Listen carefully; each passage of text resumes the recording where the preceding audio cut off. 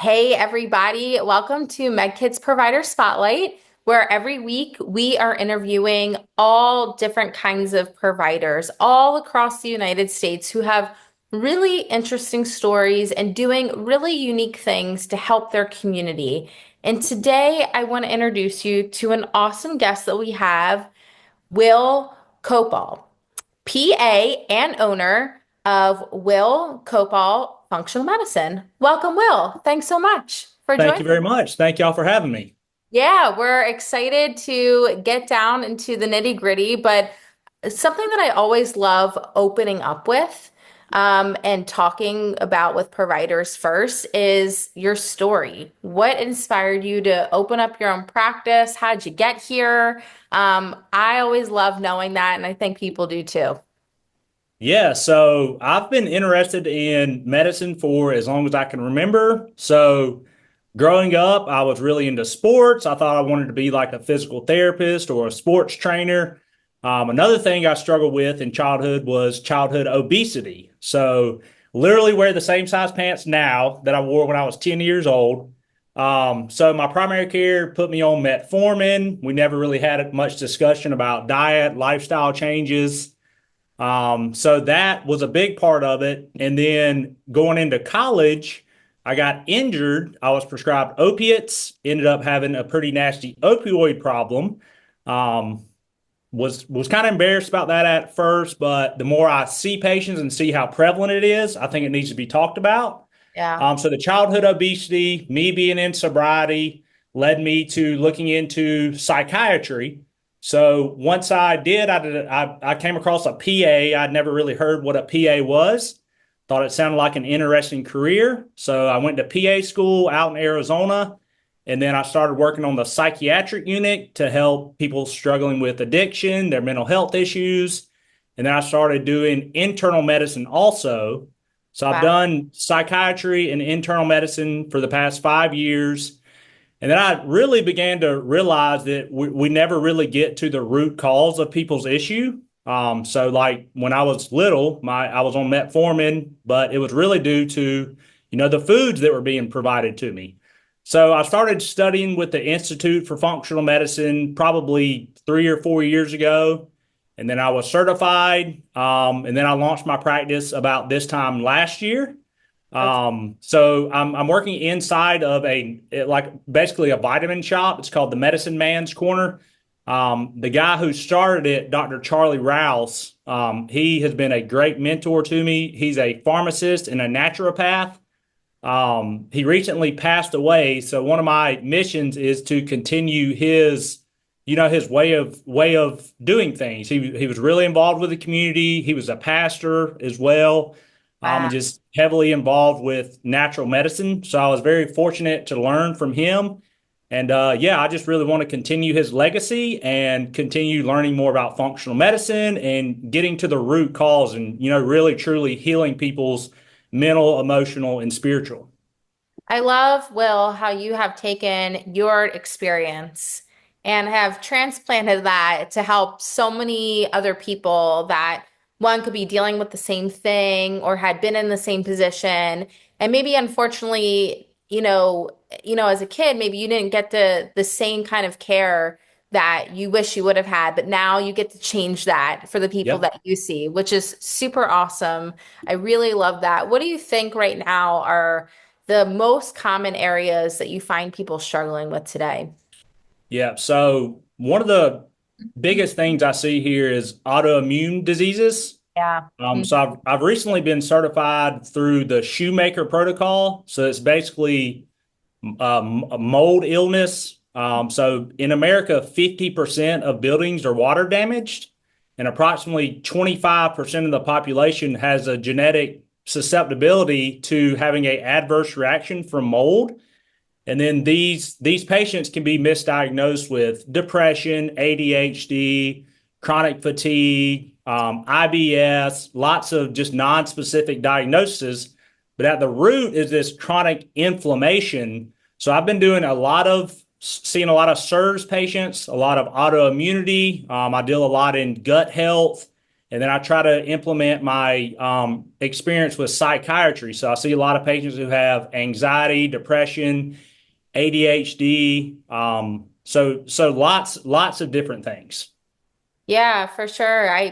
I can't believe that 50% of places where we live, we work, are infested with mold. Yeah, Makes me think twice about a couple of things. yeah, it's a super interesting subject. So when I first started in functional medicine, I was just doing, urine tests for mold. I didn't really know how to treat it. But one of the functional medicine MDs that has been my mentor, he introduced me to this SIRS. So it's a pretty complex diagnosis. You obviously get the history, and then there's a set of labs that test for that genetic susceptibility. So like I was saying, 25% of the population has a genetic susceptibility for SIRS. So we're testing that, and then we're testing different points in the immune system to see if it is, overreactive, basically. Right. Now, how would you say, you touched on this a little bit earlier, but how would you say your approach is different? Which, again, you touched on earlier, but I want to squeeze a little bit more out there because I know there's more. So, Yeah, yeah. So, I mean, obviously, I really want to get to know the patient, their entire life history, their family history. And then in functional medicine, we really focus on the five modifiable lifestyle factors, which is stress, which impacts everything. So if a patient is very stressed or they're not sleeping well, it's going to be very hard to move that needle and get them feeling better. So I really hone in on their lifestyle, their sleep, their stress, other lifestyle factors, their diet, their relationships. So really focusing there and, not focusing so much on all the complex labs and stuff because those really are not worth doing until you get the base right, right? You've got to be yeah. eating the right foods. Most of the foods in America nowadays are processed, full of chemicals. So we've got to remove the bad stuff and then bring in the right nutrients, get them sleeping well, talk to them about their relationships, and then definitely stress is a big thing. And their spiritual health, which is hardly ever talked about in medicine, but that's also I think at the center of every human being is their spiritual health. So I definitely discuss that with patients. No, it's so true. There's so much that goes beyond, like you said, stress. Yeah, you think of it, oh, it's just stress, but it impacts so much of your life that you may not even realize. So I love that you touched on that. This is probably one of my favorite things to talk about because everyone has a different answer. Been doing this for 4 years and I've never gotten the same answer twice. So All right, what you got? yeah, this is a good one. So I always say, okay, Dr. Google now lives out here in the world. People utilize Dr. Google, Dr. ChatGPT now all the time. It can be helpful maybe in some ways, but maybe not always the right answer. And I always find in every corner of healthcare, there are misconceptions everywhere. And so, what would you say for you are some of the largest misconceptions of what you do, how you do it? What would be true for you? Yeah, so I'll agree with you. I think information is very powerful, but there is bad information out there. Yeah. So I always encourage my patient to be an advocate for themselves. So one of the top causes of death in America is medical error. And just because patients just think, their provider knows everything and we don't. There's too much to know about medicine. So I do think information is good. And then we can kind of help interpret it. But some of the biggest misconceptions about functional medicine, I think, is that we're quacks and that we just put people on a lot of botanical supplements. We're trying to sell them things, Mm, but at the root of functional medicine, it's built on the foundation of traditional medicine. So I can prescribe medications, I can order labs, I can do all that stuff, but I want to know why you're taking the medication, why you're diagnosed with what you're diagnosed with. So I really think just people knowing what functional medicine is can really help a lot of people and or their family members. 100%. And see, Will, you came up with another answer that no one's ever said before. Yep. No one has ever said be your own advocate, Yeah, which you should that's be. huge. That's huge. Be your own advocate. And I like how you said, yeah, like there's things that I may not know, but I know if there's something you don't know, you're gonna go and research and find out, and that's okay to say that. And I think it's great that someone may have questions for you. Hey, I read this. What's your perspective on it? Yeah, Um, and I always tell my patients that I can care for them better the more they understand about their illness. So, I mean, I encourage my patients to do research and then we'll come back and discuss it. And if they've got some bad information, then I can kind of correct things. So I think information is a great thing. See, I always ask, and everyone always performs. Amazing answer. Love it. I think you Thank you. mentioned a Thank lot you. of great things in there. So bravo. I think that's a really wise way of looking at it and a really also gutsy answer because I don't think a lot of people would say that, but I think it's often the truth. So Mhm. really, really, really love that.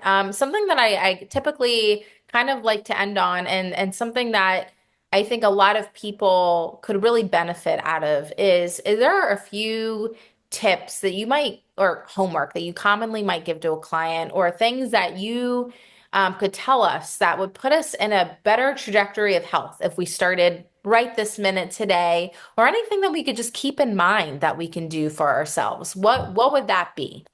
Yeah, absolutely. So, like we just talked about, I think advocating for yourself, learning about your illness is very powerful. And then all of my patients, I start with those five modifiable lifestyle factors. So, if they're not sleeping well, if they're maybe snoring a lot, then we may need to look at a sleep study. If they're very stressed, why are you stressed? Obviously, we all want to talk about the diet, so we've got to remove those processed foods. We've got to talk about the relationships, and then exercise is big too. So I think just starting with those fundamental lifestyle changes is huge, and that's kind of the base we build upon in functional medicine. I love it. I think that's awesome. And before we leave off today, is there a way that folks that are listening, that are intrigued, that maybe want to ask some questions, maybe that you can debunk for them? What is the best way for them to reach out, for them to find you online? Yeah, so I love questions. You can find me at my website. It's just my name, willkoopal.com. And then I'm on Instagram and Facebook under Will Koopal Functional Medicine. So I would love to meet you, get to know you, hear your life story, and then figure out, what exactly is at the root of your health condition. So yeah, let me know. Awesome. Thank you so much, Will. This has been an amazing interview. Appreciate your positivity, number one. Amazing energy, but also just the information. You are a wealth of knowledge and I appreciate your candidness on all of these subjects and for telling your story. Really appreciate it. Absolutely. And I appreciate y'all having me. And yeah, that's the mission is to, find that root cause and get people better. So I appreciate it. Thanks, Will. Hope to have you again soon.